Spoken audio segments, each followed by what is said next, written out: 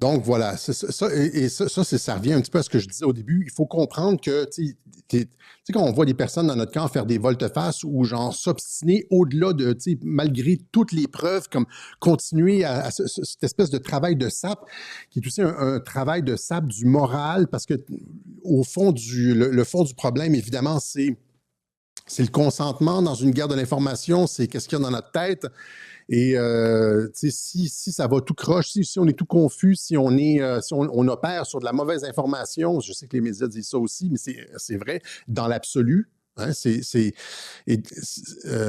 on agit tout croche. Hein, et donc, c'est pour ça qu'il y a je l'ai expliqué, des fois, il y avait des faux comptes. J'ai parlé de comptes qui racontaient toujours de la merde. C'est toujours faux, comme tu sais, de People's Voice Media, etc. C'est toujours des fake news, etc. Puis là, je vois les gens retweeter ça. Je suis comme, c'est toujours fake. Pourquoi vous retirez? Il n'y a aucune vérification. Et donc, si on agit si on partage et on est sur des concepts qui n'ont pas d'attache dans le réel, ben, notre action est inutile.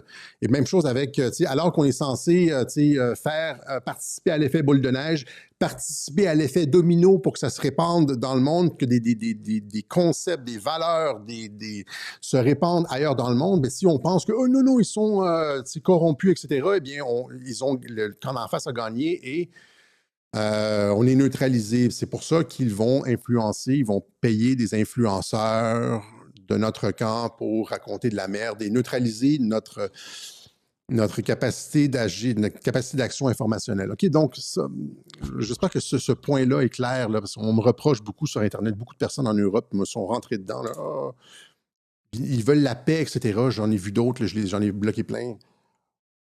Des personnes qui ne comprennent pas qu'on est dans un jeu d'Othello. Il faut-tu... Laissez-moi faire ça ici, là. Othello.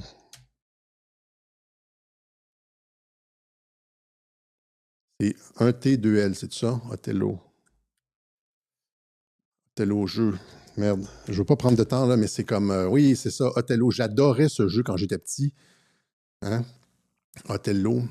Eh bien, quand tu... c'est un peu ça, la guerre de l'information. C'est pas les échecs, c'est plus Othello.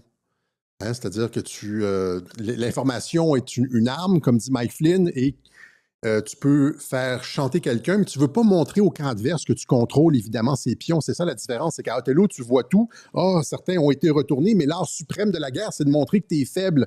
Et donc, tu ne veux pas que le camp d'en face sache que tu as retourné son homme. Le camp d'en face ne savait pas que Robert Mueller avait été retourné et travaillait pour Trump dans cette histoire de collusion avec la Russie. S'il l'avait su, ça n'aurait pas fonctionné. Et pour que ces influenceurs conservateurs gagnent leurs 1000 $ pour faire des posts anti-RFK, ben il faut que la base qui gobe qui lise leurs posts ne sache pas qu'ils ont été retournés, qu'ils reçoivent de l'argent pour faire ce qu'ils font. Comprenez? Et donc, c'est un jeu d'Othello, mais on ne sait pas qui gagne jusqu'à la fin. C'est comme, on voit pas les pièces, là, il y a comme, c'est caché, il y a comme le brouillard de la guerre. Je ne sais pas si vous comprenez. Il y a des personnes dans notre camp qui sont retournées, et puis notre camp retourne des personnes de l'autre camp. C'est compliqué, hein? Et donc, arrêtez de me dire, là, oh, on veut la paix, etc. C'est pas une ligne de... Les gens, c'est ça. Allons-y avec cette analogie. Les gens voient la guerre de l'information comme une ligne de front bien définie, comme, une ligne de front comme le front russe, là, en 44 ou en 43, là, comme ça. Puis quand on fait des offensives comme l'offensive de Kursk, ben, ça fait comme un trou. Les Ardennes, ça fait comme un trou dans les lignes ennemies. Puis là, c'est pas comme ça du tout. C'est beaucoup plus flou. Il y a de la pénétration, il y a des opérations partisanes, il y a des partisans de chaque côté en arrière. C'est compliqué, mais et c'est pour ça qu'il faut être vigilant. C'est une guerre, Chris, comme dit le gars.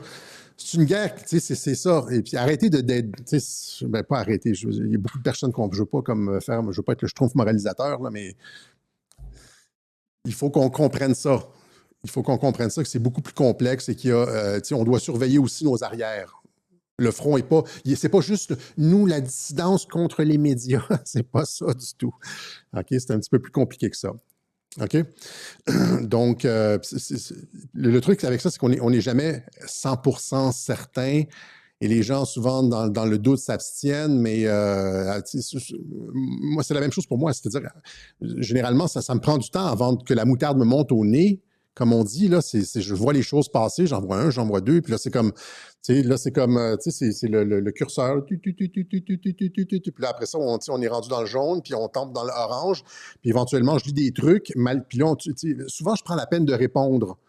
Je dis, non, non, regarde, c'est pas ces informations-là, puis là, mais la personne ignore, continue son travail. Puis là, éventuellement, on est rendu dans le rouge, je commence à répondre plus fortement, puis c'est comme, tout le monde doit avoir cette espèce de curseur-là où est-ce qu'on regarde la véracité de ce qui est avancé et tout, là, tu sais. Puis il y a des gens qui veulent qu'on reste toujours dans le vert, tu sais. C'est comme, c'est comme les hippies de la guerre de l'information. OK, je vais arrêter de niaiser.